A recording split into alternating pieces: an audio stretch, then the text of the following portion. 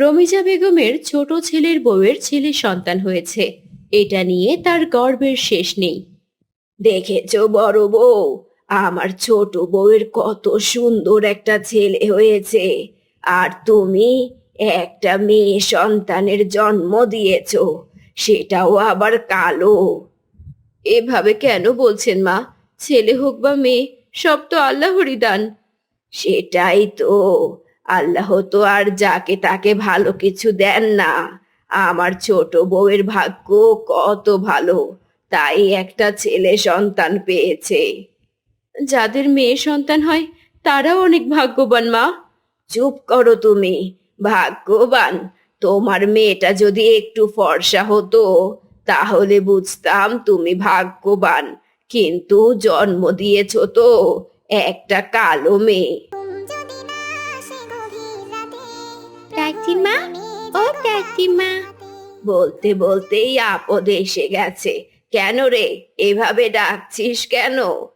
দাদিমা, তাও না, আমি একটু চাচার ছেলেকে কোলে নেই। যা যা, ওকে ছুবি না। কি না কি ছুঁয়ে এসেছিস, সেই হাত দিয়ে ওকে ছুবি নাকি? আমি কিচ্ছু ছুঁইনি দাদিমা। ওকে তোর কোলে নিতে হবে না। যা, তোর মায়ের সাথে গিয়ে কাজকর্ম কর। আমার দাদুর গায়ে নোংরা লাগাস না। যা যা। দাদির এমন কথা শুনে সেখান থেকে আয়েশা চলে যায়। পরের দিন সকালবেলা রমিজা বেগম ছোট বউয়ের এক গাদা কাপড় বড় বউকে ধুতে দেয়। বড় বউ, ছোট বউয়ের এই কাপড়গুলো ধুয়ে দিও তো। মা, এতগুলো কাপড় আমি একা কি ধুতে পারবো? একা না পারলে তোমার মেয়েটাকে সঙ্গে নিয়ে ধোবে। ও তো ছোট মা, ওকে দিয়ে কি আর কাপড় ধোয়ানোর কাজ করানো যায়? আপনি বরং ছোটকে বলে একটা কাজের লোকের ব্যবস্থা করুন। কেন? কেন রে মুখ পুরি? নিজে তো সকাল বিকাল গিলিস, তাতে হয় না? এখন আমার দুই ছেলের টাকা খসানোর বুদ্ধি করছিস? এইসব কি বলছেন মা? আমি তো ভালোর জন্যই বললাম। একা হাতে এত কাজ করা কি আমার পক্ষে সম্ভব? তোকেই করতে হবে। তুই আর তোর মেয়ে করবি। যা এখন আমার চোখের সামনে থেকে। বড় বউ বুকে কষ্ট চেপে কাজগুলো করতে থাকে। সারা দিন কাজ করার ফলে বড় বউ অনেক ক্লান্ত হয়ে পড়ে। মা, মা, তোমার কি হয়েছে? অবেলায় শুয়ে আছো কেন? সারাদিন অনেক কাজ করেছি তো, তাই শরীরটা একটু ক্লান্ত লাগছে রে মা। ঠিক আছে মা, তুমি একটু শুয়ে থাকো। কি গো বড় বউ, জমিদারের মতো শুয়ে আছো কেন? বাড়িতে সব কাজকর্ম কে করবে শুনি? মা, আমার শরীরটা একটু খারাপ লাগছে, আমি একটু জিরিয়ে নেই, বাড়ির কাজগুলো পরে করছি। এটা কি তোমার বাপের বাড়ি পেয়েছো? ছোট বউয়ের খিদে পেয়েছে, যাও এক্ষুনি কিছু রান্না করো। আমি একটু পরে রান্না করে দিচ্ছি মা, শরীরটা একটু ভালো হলেই রান্নাঘরে যাচ্ছি। তোমার শরীর ভালোই আছে, এখন ঢং না করে তাড়াতাড়ি উঠে রান্নাঘরে যাও। কাকিমা, মা যখন বলছে শরীরটা খারাপ করছে, একটু শুয়ে থাকতে দাও না। এই, তুই কোনো কথা বলবি না। ছোট মুখে বড় বড় কথা শিখেছিস, তাই না? এক চড় মেরে তোর দাঁত ফেলে দেব। রমিজা বেগম আয়েশাকে একটা চড় লাগিয়ে দেয়। আয়েশা কান্না করতে থাকে। ঠিক সেই সময় আয়েশার বাবা সেখানে এসে উপস্থিত হয়। এ কি মা, কি করছো তুমি এসব? ওকে মারলে কেন এভাবে? মারবো না তো কি আদর করব? আয়েশা কি দোষ করেছে মা, যে তুমি ওকে এভাবে মারছো? কি আবার দোষ করেছে? ওর মাকে বলেছি রান্নাঘরে গিয়ে রান্না করতে, কিন্তু ওর মা ঢং করে শুয়ে আছে, আর ও ওর মায়ের সুপারিশ গাইছে। আয়েশার মায়ের তো শরীর খারাপ করেছে, একটু পরেই তো কাজ করতে যাবে, আর তুমি সব সময় ওকে এভাবে কথা বলো কেন? শোন খোকা, আমার কথা এমনই, সহ্য হলে শুনবি, না হলে বাড়ি থেকে বের হয়ে যাবি। তুমি আমাদের বাড়ি থেকে বের হয়ে যেতে বলছো? হ্যাঁ বলছি, থেকেও বা কি করবি? বিয়ে তো করলি নিজের পছন্দে, তাও আবার একটা কালো মেয়েকে। সন্তান হয়েছে সেটাও কালো, ছেলে হলেও হতো, হয়েছে একটা মেয়ে, পরিবারে তো শুধু বোঝাই আনছিস। চুপ করো মা, আর কোনো কথা বলো না। আমি আমার বাচ্চা আর বউকে নিয়ে এখনই চলে যাচ্ছি। হ্যাঁ হ্যাঁ, যা। আয়েশার বাবা আয়েশা এবং তার মাকে নিয়ে বাড়ি থেকে বেরিয়ে যায়। এদিকে কিছুদিন পরেই ছোট ছেলে তার মাকে আর দেখতে পায় না। মা, এখনো রান্না করনি? আমরা কি খাবো না? বাবা, বড় বউ চলে যাওয়ার পর আমাকেই তো সব কাজ করতে হচ্ছে। এই বুড়ো বয়সে আমি কি আর এত কাজ করতে পারি? তুমি না করলে কে করবে মা, বলো? সুইটি তো সারাদিন বাচ্চা সামলাতেই দিন চলে যায়। ও কি আর পারবে এত কিছু করতে? বাবা, একটা কাজের লোক রাখ না। মা, আমার এখন ছেলে হয়েছে। ছেলের খরচ, সংসারের খরচ সব আমাকেই সামলাতে হয়। তার উপর আবার তোমার খরচও সামলাতে হয়। আমি ওসব কাজের লোক টোক রাখতে পারবো না মা। মায়ের খরচটাই তোর আগে চোখে পড়লো, তাই না রে খোকা? অথচ বড় খোকা এতদিন আমার খরচ চালিয়ে গেছে, একটা কথাও বলেনি। না, ওসব কথা আমাকে শুনিও না তো। এতই যদি বড় ছেলের উপর দরদ, তো বড় ছেলের কাছে চলেই যাও না। হ্যাঁ রে বাবা, আমি হাড়ে হাড়ে টের পাচ্ছি। আমার সেই কালো বৌমাই ভালো ছিল, আমাকে কোনো কাজ করতে দিত না। আমার সেই কালো নাতনি ভালো ছিল, আমাকে কখনো কষ্ট দিয়ে কথা বলতো না। আমি বুঝতে পেরেছি আমি কত বড় অন্যায় করেছি। আমি ওদের কাছে গিয়ে ক্ষমা চাইবো, এখনই গিয়ে ক্ষমা চাইবো।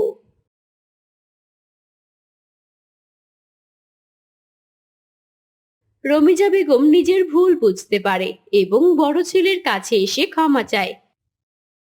বাবা, কেমন আছিস বাবা?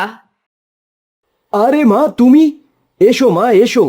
এই আয়শা, তোর দাদি এসেছে। আয়শার মা, এদিকে এসো।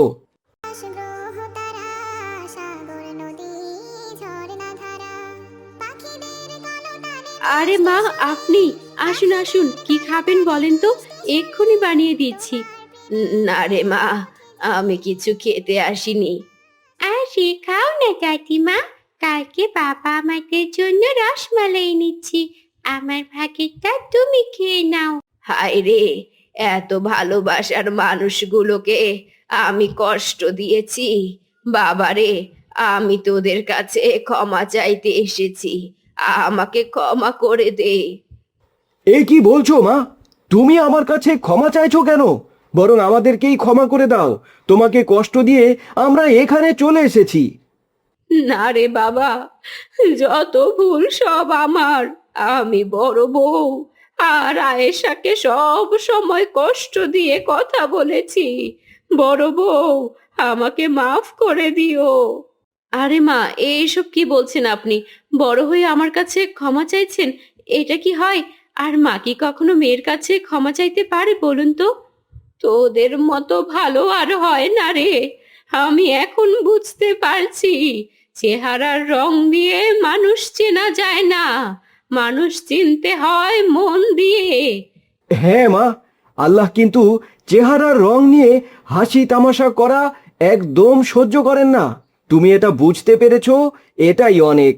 আলহামদুলিল্লাহ। চলো, এখন খাবে, চলো। তোমার বৌমা অনেক ভালো ভালো রান্না করবে। ঠিক আছে বাবা, চল। রমিজা এরপর থেকে তার বড় ছেলের কাছেই থেকে যায় এবং নিজের ভুল বুঝতে পেরে আয়েশা ও তার মায়ের সঙ্গে ভালো ব্যবহার করতে থাকে। এর আগের ভিডিওতে কুইজের সঠিক উত্তর দিয়েছে সাদিয়া, আফরিন, সাবিনা, মালিকা, অথই, তাহমিদ, নওরিন, ফাহিমা খানম, ইসমা ও আরো অনেকে।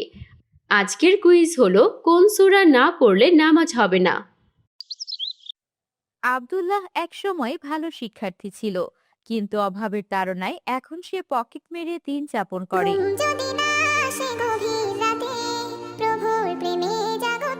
চল বন্ধু, আরো কয়েকটা পকেট কাটি।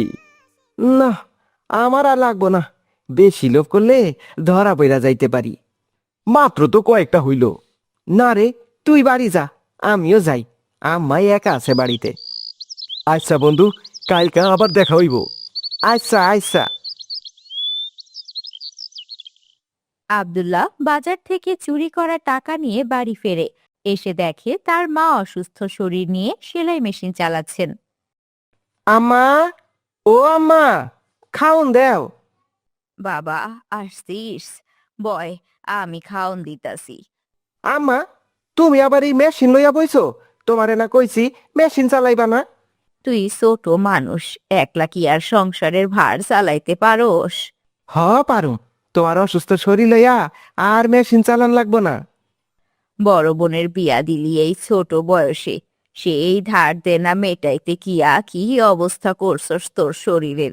এত চাপ কি আর তরে দেওন যায় বাপ? আর কিসের চাপ আছে যার জন্য তোমারে কাজ করন লাগতাছে? ঈদ গেল, তোর বোনের বাড়িতে তো কিছু দিতে পারি নাই। এখন কিছু বাজার সদাই কইরা দেওন লাগবো, নাইলে তোর বোন যে কথা শুনবো। তুমি এত ভাইবো না তো। আমি কালকার মধ্যে আপার বাড়িতে বাজার কইরা দিয়ামু। আহো, অহন ভাত খাই। হাত মুখ ধুয়ে আয়, খাবার বাড়তাছি। আব্দুল্লাহ হাত মুখ ধুয়ে খাবার খেতে বসে। খেতে খেতে সে মনে মনে চিন্তা করতে থাকে। প্রতিদিন যা কামাই তা তো আমাদের বাজারেই শেষ হইয়া যায়। আপার বাড়িতে বাজার দিতে গেলে আরো বেশি কাজ করতে হইব, রিস্ক নেওন লাগবো। আব্বা, কি ভাবতাছোস? কিছু না আম্মা, তুমি খাও। পরদিন আব্দুল্লাহ আবার পকেট মারতে বের হয়। কয়েকটা পকেট মেরেও বোনের বাড়ির সওদা করার মতো যথেষ্ট টাকা সে জোগাড় করতে পারে না। কি রে বন্ধু, কি হয়েছে তোর? আজ যেমন মন মরা হয়ে আছোস কে? এতগুলা পকেট মারলাম, কিন্তু টাকা তো বেশি পাইলাম না। কস কি, তোর তো বাড়ির জন্য ভালোই টাকা উঠছে। বাড়ির জন্য ভাবতাছি না রে, আমার আপার বাড়িতে বাজার দেওয়ান লাগবো, কিন্তু সেই টাকা তো উঠলো না। তো এখন কি করবি? তুই বাড়ির যা, আমি দেখি দোকানের সামনে কারো পকেট মারা যায় কিনা। দোকানের সামনে তো বেশি ভিড় থাকে না, ধরা পড়া যাইতে পারোস। কিছু করার নাই রে, তুই বাড়ি যা। আচ্ছা, কালকা দেখা হইব। আব্দুল্লাহ একটি দোকানের সামনে ওত পেতে থাকে। এক খদ্দের কেনাকাটা শেষে টাকা পকেটে রাখতেই আব্দুল্লাহ হাত বাড়ায়, কিন্তু দুর্ভাগ্যবশত সে হাতে নাতে ধরা পড়ে। চারপাশ থেকে লোকজন ছুটে আসে। গণপিটুনির ভয়ে আব্দুল্লাহ জান প্রাণ নিয়ে দৌড়াতে শুরু করে। উত্তেজিত জনতা লাঠি সোঁটা নিয়ে তার পিছু নেয়। নিরুপায় দেখে আব্দুল্লাহ সামনে একটি মসজিদ দেখে ভেতরে ঢুকে পড়ে। আরে, তুমি কে? তুমি কি মাদ্রাসায় নতুন? না, মানে আমি এইখানে এমনি আইছি। হুজুর, ও তো আমাদের সাথে পড়ে না, ও তো চুরি করে। চুরি করে? তুমি ওকে চেনো নাকি? হ্যাঁ হুজুর, ওকে তো চিনি। বাবা, তুমি সত্যি করে বলো তো, কি হয়েছে তোমার? মিথ্যা কথা একদম বলো না। আসলে হুজুর, আমি চুরি করতে গিয়া ধরা পড়ছি। আর চুরি করবো না হুজুর, আমারে বাঁচান হুজুর, ওরা বাইরে আছে, আমারে মাইরা ফালাইব হুজুর, আমারে বাঁচান হুজুর, আমারে বাঁচান। আচ্ছা আচ্ছা, তুমি বসো, আমি দেখছি। ইমাম সাহেব ক্ষিপ্ত জনতাকে শান্ত করতে মসজিদের বাইরে যান। গিয়ে দেখেন সেখানে অনেক লোক জড়ো হয়েছে। ইমাম সাহেব, এই বাচ্চাটারে দেখছেন কালো কইরা? তার সাথে তোমাদের কি কাজ?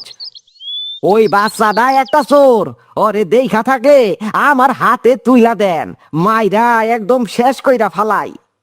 সে চোর হলে তোমরাও তো খুনি। বাচ্চাটা কি টাকা নিতে পেরেছে? না, নিতে পারি নাই। যাও, বাড়ি ফিরে যাও। আল্লাহর ঘরের সামনে চিল্লাপাল্লা করো না। কিন্তু ইমামের কথায় লোকজন পিছু হটে ফিরে যায়। ইমাম ভেতরে আব্দুল্লাহর কাছে ফিরে আসেন। যা করেছো করেছো, আর কখনো এমনটি করবে না। একটু পর আজান হবে, আমাদের সাথে নামাজ পড়বে, আল্লাহর কাছে খাস দিলে তওবা করবে, বুঝেছো? জি, বুঝছি হুজুর, আপনারে অনেক ধন্যবাদ। ধন্যবাদ দিতে হয় না, শুক্রিয়া আদায় করো। আর কেউ একজন গিয়ে দেখো তো মুয়াজ্জিন সাহেব এখনো আসছে না কেন। হুজুর, মুয়াজ্জিন দাদুর বাসার পাশেই আমার বাসা। উনি তো অনেক অসুস্থ হয়ে পড়েছেন, আসার সময় শুনলাম। ইন্না লিল্লাহ, তাহলে তো মুসিবত হয়ে গেল। এখন আজান দেবে কে? হুজুর, আমি কি একটা কথা কইতে পারি? বলো বাবা, কি বলবে? হুজুর, আমি খুব সুন্দর আজান দিতে পারি।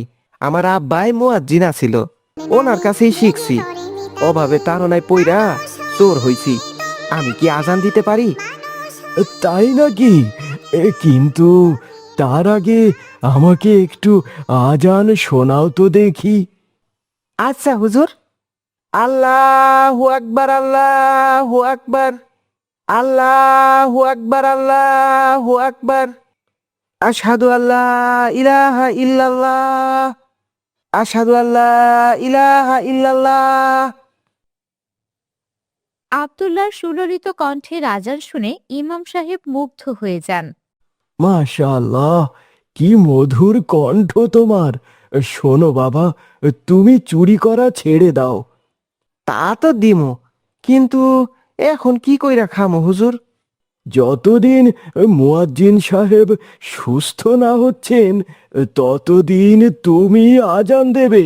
উনি সুস্থ হলে তোমাকে অন্য মসজিদের মুয়াজ্জিন বানিয়ে দেব।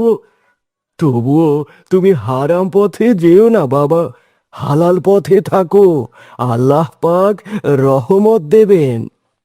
হুজুর, আমি আর কোনো দিন চুরি করুম না।